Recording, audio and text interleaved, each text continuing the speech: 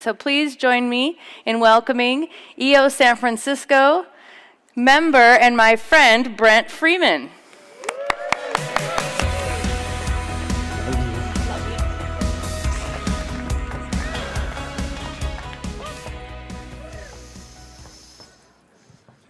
In a world of so much abundance, with unprecedented access to food, technology, information, dating apps, and gluten-free dinners delivered right to your doorstep, why is it that the NIH reports that over 20% of the United States is clinically depressed?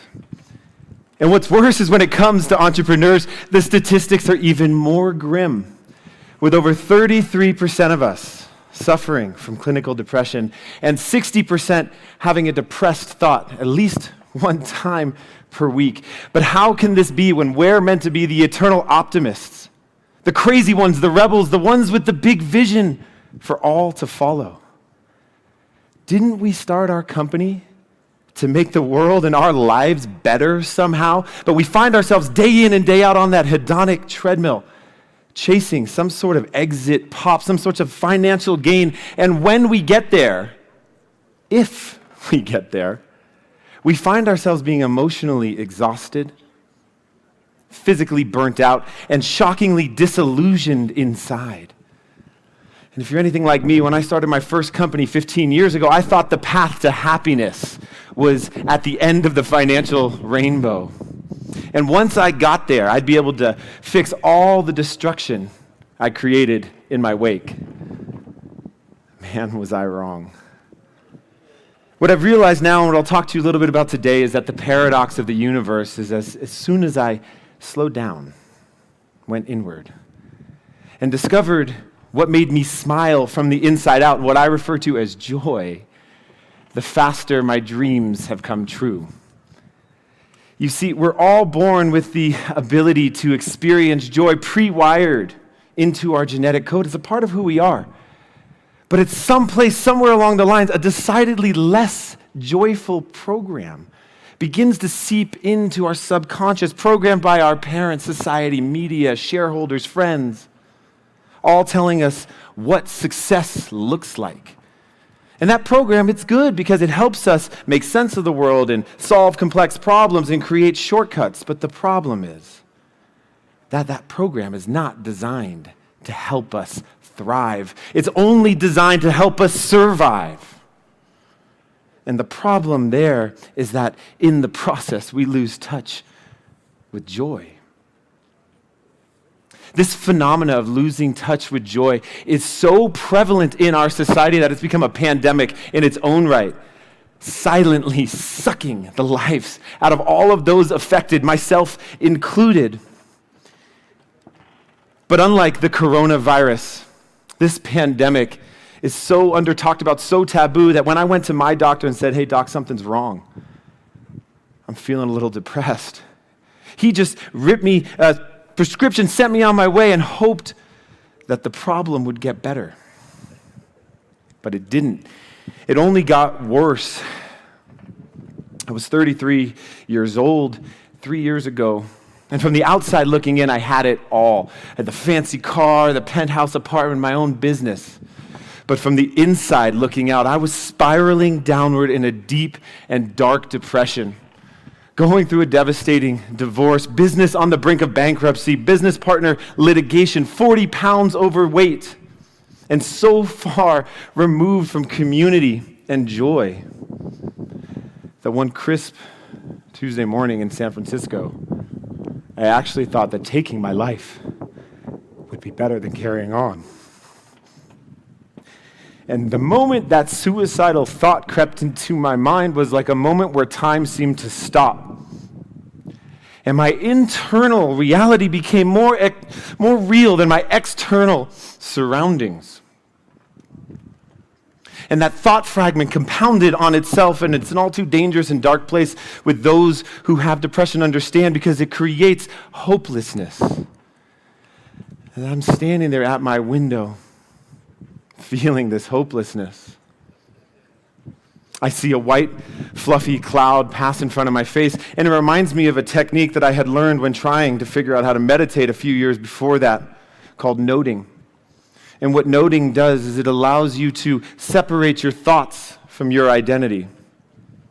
And so that your thoughts don't become your identity. And that thought was like my white, fluffy cloud.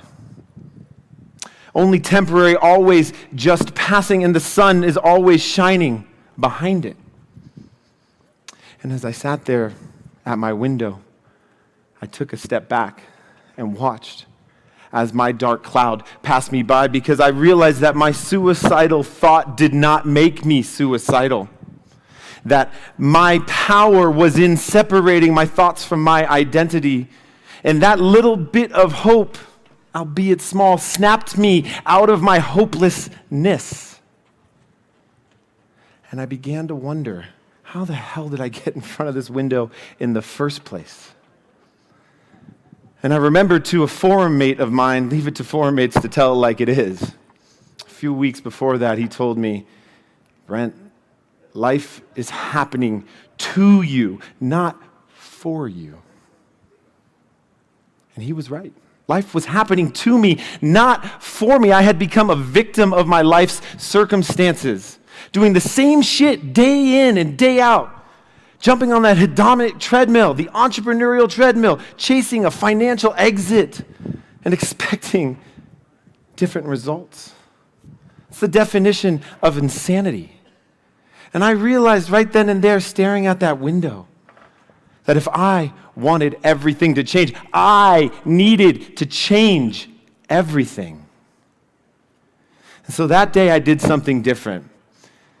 I broke the default program. I said, fuck it to my to-do list, fuck it to my meetings. I'm going to do something for me today. And so I went to Baker Beach.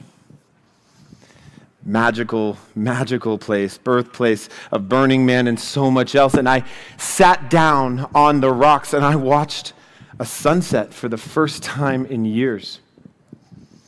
And as I sat there on the rocks, watching this magnificent orange ball descend onto the horizon, staring out at the Pacific Ocean, listening to the waves crash, I literally felt my heart sigh in relief. And then in gratitude, I remembered how much joy watching a sunset brought me as a child. But somewhere along the lines, life got in the way, work got in the way, responsibilities got in the way. How guilty are we all of letting life get in the way of what brings us joy? I sat there and said, as I looked out at this horizon with an open heart and an open focus, I burst into tears. They weren't tears of sadness, though. They were tears of joy, forgetting about who and what I was trying to be, and reconnecting to the true me. Tears of a joy lost and rediscovered on a Tuesday in San Francisco. And I said to myself, if this simple sunset can bring me so much joy, what else in my life was I neglecting that brought me joy? And so I started to think about the things that made me smile from the inside out. And I made a list, now an annual exercise. I call it my list of joy. And that list of joy, I went through it. It was things like photography, capturing the beauty of nature through my lens. It was things like cuddling with my puppy in the morning before rushing off into the busy workday. It was things like Italy. Everything about Italy makes my heart sing. And it was, of course, things like sunsets, which are now a daily reminder that joy is all around me. All I have to do is choose to invest into it. As I looked at that list, I said, well, how can this be? I have all these things that bring me smile from the inside out, but I'm not doing any of them. And it hit me like a ton of bricks that at that moment, it was obvious why I had been so depressed. My life was almost completely void of inner joy. It was a life-changing realization that right then and there, I made the individual resolution to never again stray so far from my joy ever, and I would invest into the things that made me smile from the inside out every single day.